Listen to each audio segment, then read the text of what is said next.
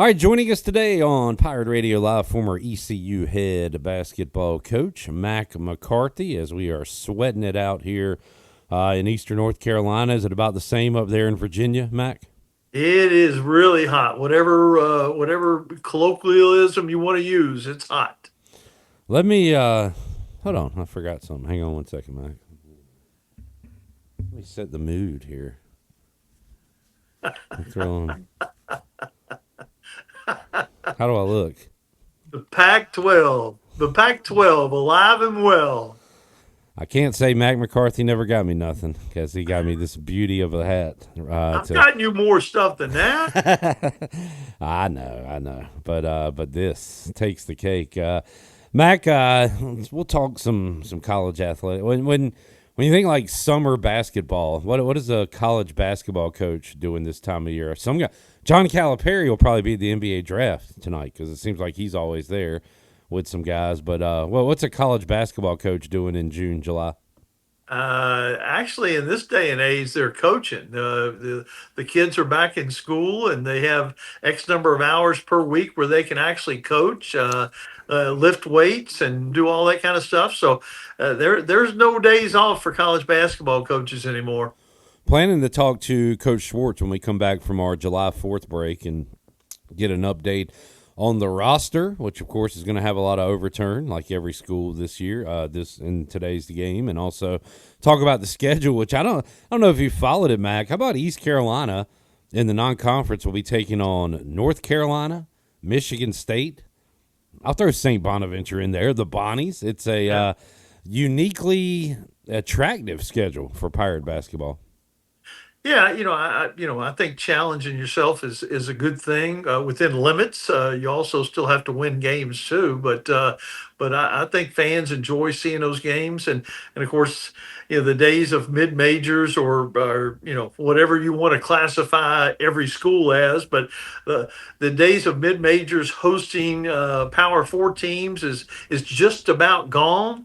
I was fortunate enough to coach at a time where you could entice those teams to come, and it actually was to their benefit to go on the road and win games, especially against good teams that were going to do well in their conference and have a good record. And the old RPI and strength of schedule and all that played into it, and you got bonus points for road wins and encouraged people to go. But people were more likely to travel back in the day, and it just doesn't happen anymore. So you got to get them when you can, and get some guarantees. That doesn't hurt anybody at all, and then try to get as many as you can on neutral courts, since you can't necessarily get them at home.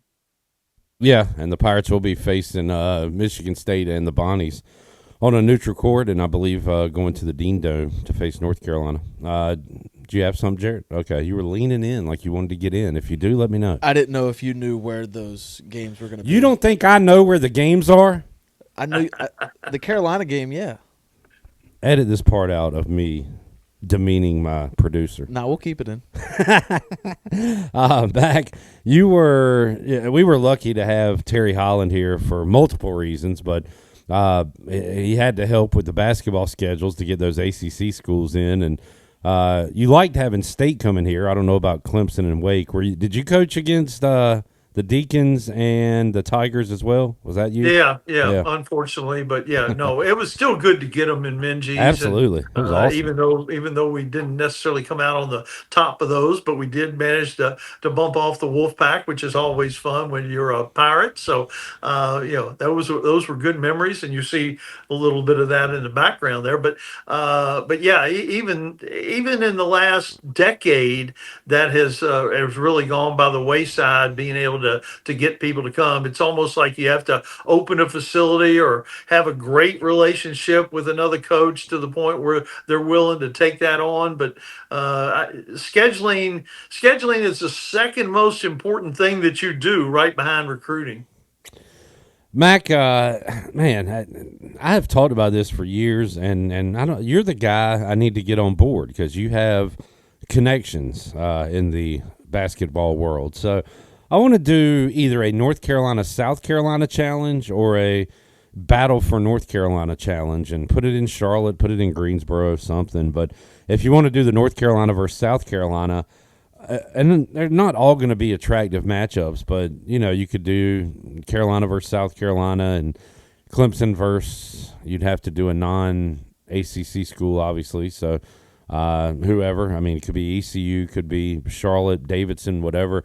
Put one of those against Wofford and Furman, and do a North Carolina versus South Carolina, or just make it all our state. But I don't know. Can we do something like that for a little preseason tournament? I think that'd be a lot of fun.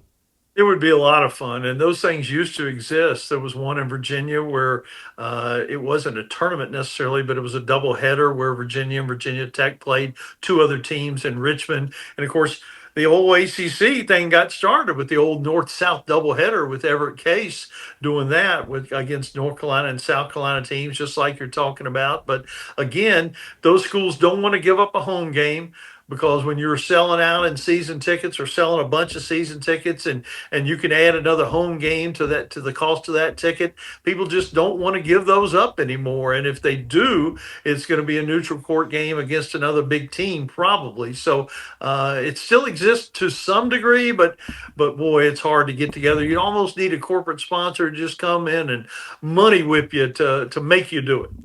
Mac, what are the behind the scenes? What's the conversation like of you trying to schedule a game during your time at ECU with the not even a state or a Virginia or whatever, but like an Old Dominion or a VCU or something, an area kind of regional team? What are the conversations like? Is that you talking to their head coach? Is it ADs involved? Like how did it work then, and is it the same today?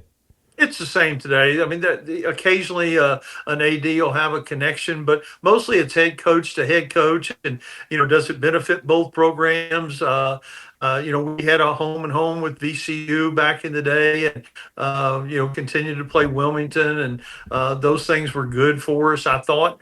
But yeah, it's mostly head coach to head coach. A whole lot of scheduling used to take place at the Final Four because everybody is there. And at that point, your schedule is usually not done. So you've got some openings, some flexibility, and that's kind of where the conversations start.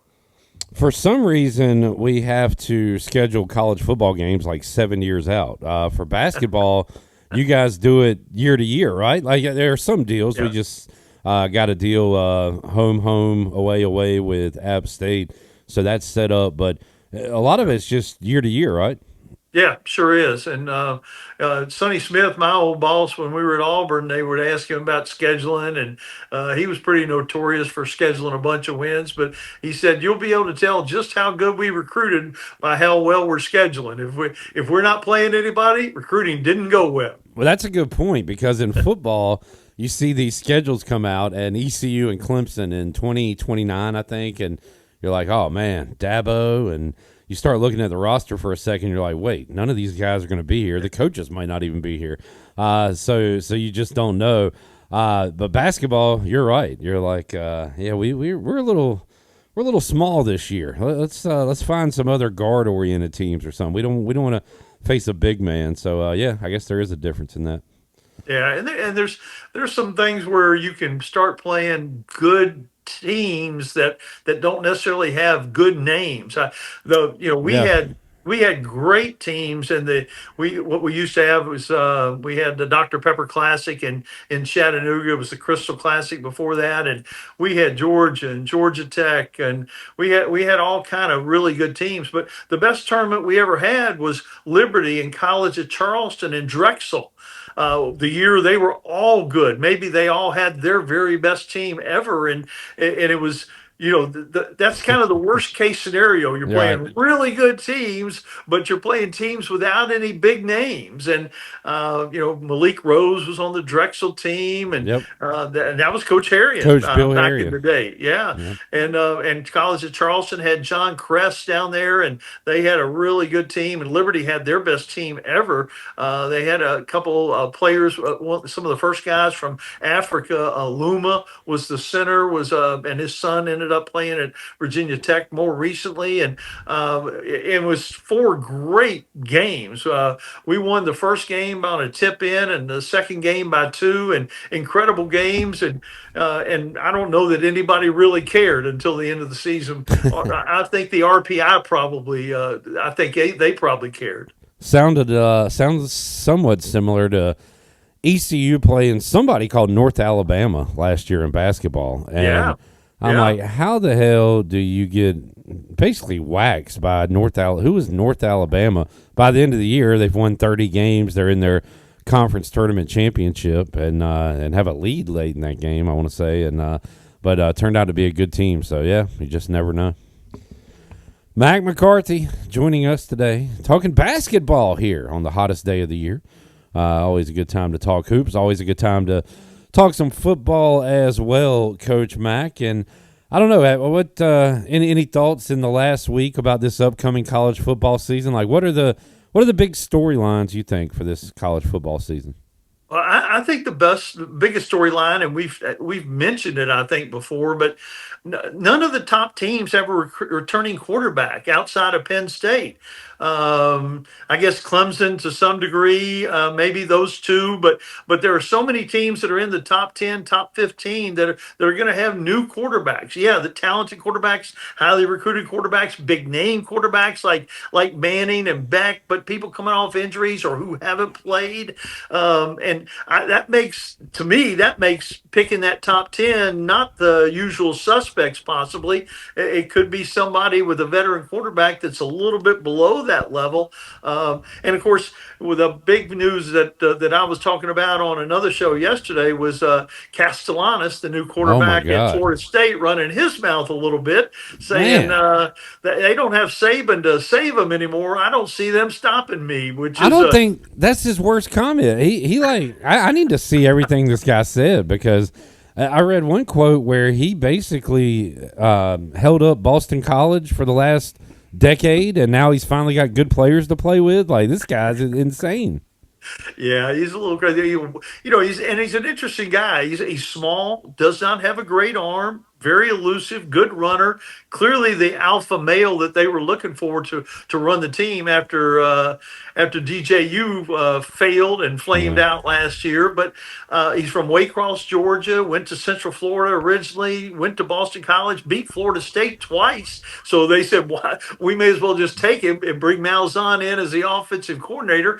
He's got a great receiver coming from Tennessee, a great receiver coming from Southern Cal. We'll see if he can get him the ball, but not that Alabama is going to be all that fired up, but in this day and age where every game is just so close, you really don't want to give anybody any kind of edge, and he clearly probably fired them up. And if those kids really like DeBoer and of course, they're motivated by a national championship. This game with Florida State is in the way of a national championship. I don't know that they can be more motivated, but if they can be, I think he took care of that. That's the best bulletin material I've seen in a long time. Is this, off the top of your head, Mac, is this a neutral site game early in the year? No, it's in Tallahassee.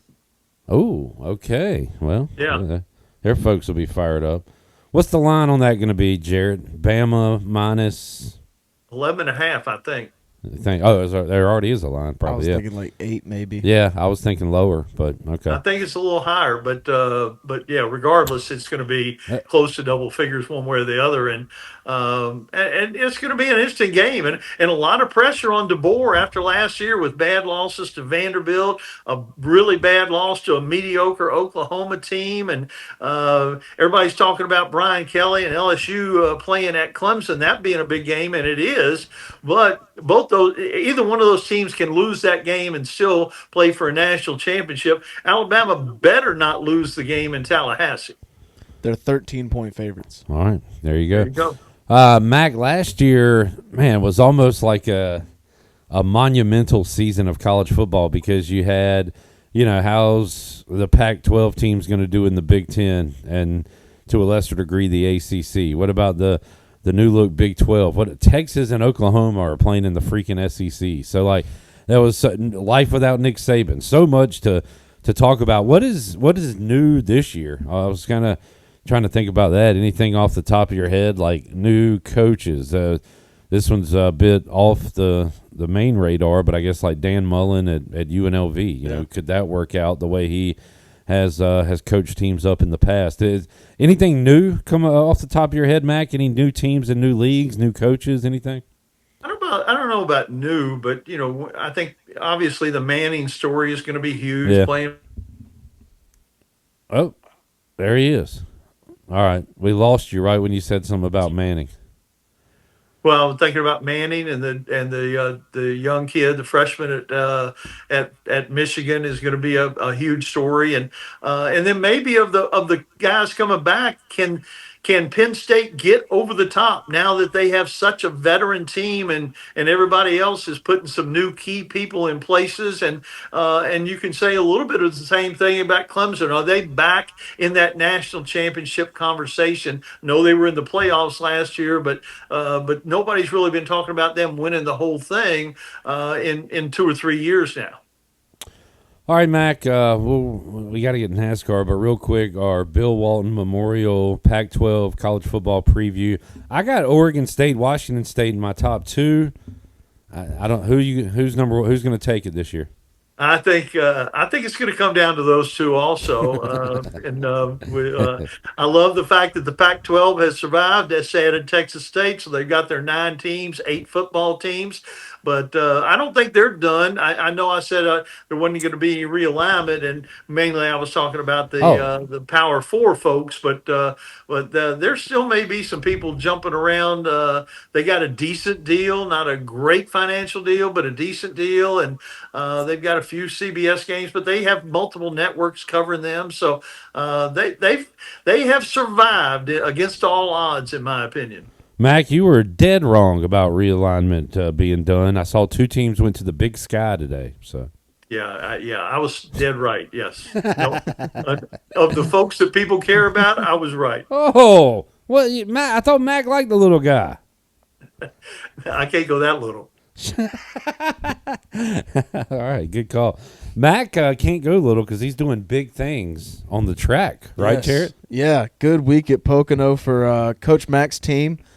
You had 4 of the top 5, Mac. That's crazy. Chase Briscoe with the win. Nice to see him get his first win with Joe Gibbs Racing.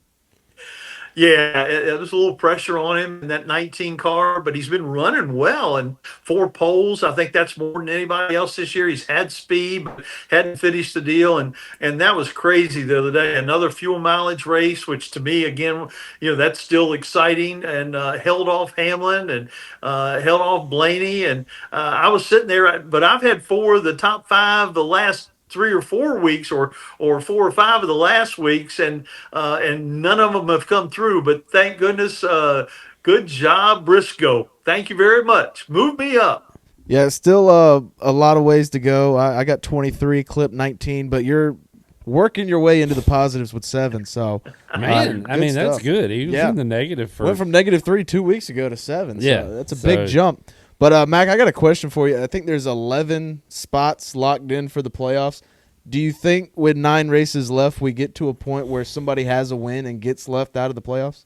No, I don't. I'd like to see it just for the controversy's sake, but no, I don't think it'll happen. And then, of course, what we hadn't talked about was the in-season tournament, which I hate gimmicks, and this sort of is one, but I kind of like this in-season tournament thing, and the way they set up the seeding, it mixed things up a little bit. I'm looking forward to having something at the end of the race in case we get one of those blowouts or runaways that we'll have something to talk about.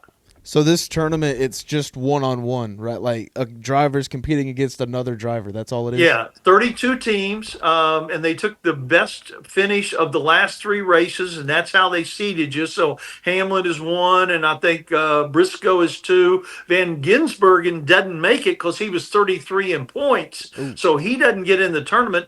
But you got 16 races coming up in the Atlanta race on Saturday night, and then of course you get down to 8, 4, 2, and after the first round, the 2 cars that are matched up will have matching mast across their same color across their name on the windshield, so you'll be able to see them if they happen to be going head to head. Oh, okay. And so, what is the prize? What do you win? Is it points? Is it a cash prize? $1 million. All right, not bad. Yeah, we ain't Not bad. we ain't Clip. We're racing. talking clip money right there. We ain't racing for no points, Jarrett. Playoff points, man. Oh, cash. All right, Maxter. Good chat, man. Hope your issues in your home are going all right. How's I do have one personal question for you. How old is your daughter? She is a day away from being 2 weeks. No, not your granddaughter, your daughter. Oh, daughter. 38. All right. Okay. Man, might have missed out. Are you familiar with the movie Hook? I mean, I remember. I've heard of the movie Hook. You do not recall watching the movie Hook. I did not watch the movie Hook. We've had a lot of discussion about it. Just curious if you were a fan of it or not. But if you have not seen it, then I will not ask you about it. I apologize. And I don't even necessarily recommend it, but Rotten Tomatoes gave it 29%, which is a freaking outrage because I did my own poll on Twitter, and check this out. Let me get an update on this. We have had, to this point, 115 votes. Did you enjoy the film Hook? 81% say yes. It's a pretty good sample size. That's very good. Of course, you're talking to a bunch of pirates, too. True. So if you combine Rotten Tomatoes and your poll, the movie's got 110%. It's the greatest of all time. Good math. All right. Well, say hello to the grandbaby for me, Mac, and have a good week, man. Have a good July 4th week. We'll check in with you in a couple weeks. Y'all too. Thanks, guys.